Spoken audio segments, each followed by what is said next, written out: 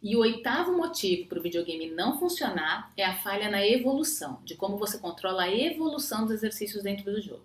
Então você pode errar avançando de mais ou de menos. Por exemplo, então um jogo que te proporciona, oferece para o paciente exercícios básicos. Precisam ser realizados antes, esses jogos precisam ser realizados antes de jogos que tragam exercícios intermediários e, por fim, exercícios avançados. Então você erra quando você propõe jogos que trazem exercícios básicos para aquele seu objetivo e, em seguida, passa para jogos que já trazem exercícios ou solicitações de ações motoras e cognitivas avançadas.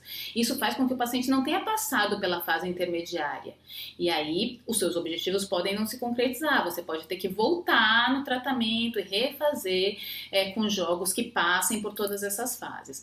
Além disso, a evolução, a velocidade na evolução disso também é importante. Então, os exercícios, os jogos que trazem exercícios e desafios básicos precisam ser realizados, passando pelos intermediários e pelos avançados, numa velocidade que o paciente consiga se adaptar a essa evolução com o tempo e consiga realizar muito bem os exercícios e os movimentos com a sua orientação conforme os jogos vão sendo propostos.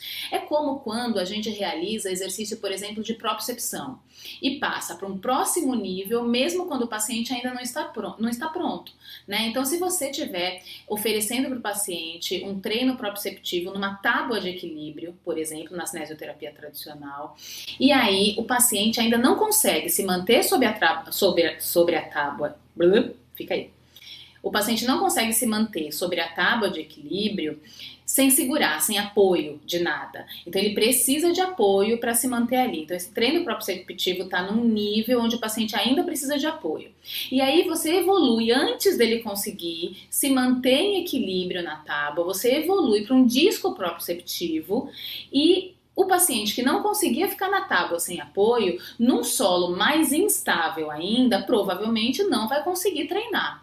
Então você evoluiu rápido demais de um recurso para o outro, né? Isso faz com que o paciente se frustre, de novo, que o paciente fique frustrado na realização do exercício porque ele não vai conseguir. Então você não esperou uma adaptação para conseguir evoluir o treino proprioceptivo com esse paciente. Mas é importante que esse estímulo adicional, que a gente pense no estímulo adicional, que a gente pense em exigir do paciente um pouquinho mais, e aí isso tem que ser muito bem calculado, do que ele consegue naquele momento, porque é isso que faz ele evoluir também, né? Então, quando o paciente está quase conseguindo ficar sem apoio na tábua proprioceptiva, pode ser que seja uma boa ideia na sua avaliação passá-lo para o disco proprioceptivo, né?